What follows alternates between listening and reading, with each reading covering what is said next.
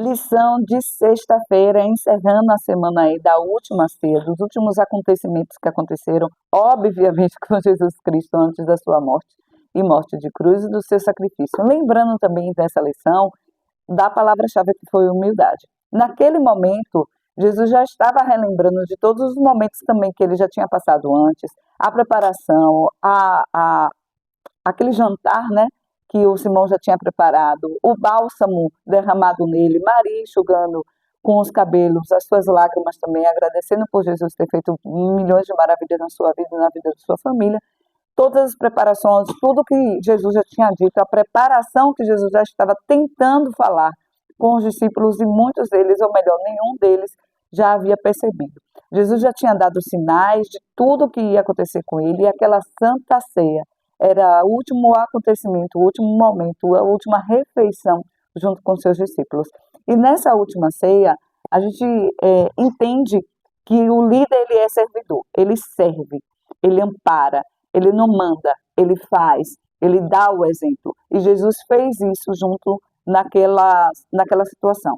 Se os discípulos realmente estivessem preparados para ouvir atentamente tudo que Jesus já tinha dito, e todos os sinais que Jesus já tinha dado em relação à sua morte e morte de cruz, ao seu sacrifício. Lembra que nós estudamos isso durante a semana também, relembrando todas as questões do cordeiro morto, do povo de Israel, das pragas do Egito, né, dos primogênitos, do sangue nas portas.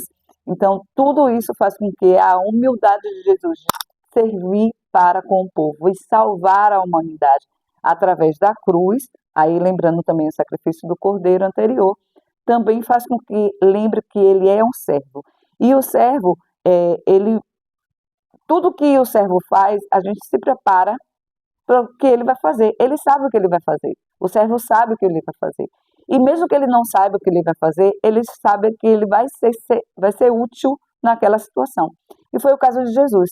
Naquele momento, não tinha ninguém para lavar os pés dos discípulos. E Jesus, obviamente, por questão também de exemplo, se abaixou para lavar os pés dos discípulos. Naquela época existia apenas uma pessoa específica para isso. E naquele momento não tinha. E todos esperavam por aquela pessoa. A pessoa mais humilde, a pessoa que fazia o trabalho, entre aspas, sujo, não estava no momento. E quem fez foi o próprio Jesus. Tanto que os discípulos entraram em discussão para saber por que ele estava fazendo aquilo. E Pedro, o mais engraçado de todos, além dos pés, queria também banhar-se. E Jesus, obviamente, respondeu, olha, não precisa o que já está limpo, limpar novamente. Aquele silêncio parou no ar. E a espera dos discípulos para saber quem realmente iria fazer aquilo sem ser Jesus, acabou em um outro silêncio. O próprio Jesus lavou o pé dos discípulos. E a vergonha e a humilhação desses discípulos pairou no lugar do silêncio.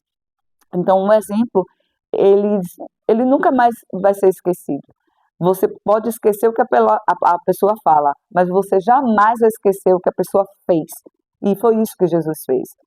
Pusera de lado a coroa real e as vestimentas do rei para assumir uma forma de servo, para servir à humanidade. Lá em Filipenses 2,5 diz que tende em vós o mesmo sentimento que houve também em Jesus Cristo, pois ele foi substituindo em forma de Deus, não julgou com usurpação a ser igual a Deus. E ainda Filipenses 3,17 ainda diz o seguinte, que nós, irmãos, podemos ser e devemos ser imitadores do próprio Jesus Cristo, observando. O Paulo, ele observava Jesus e imitava Jesus. E ele diz, ó, sedes imitadores meus, porque ele tinha uma referência que era o próprio Jesus Cristo.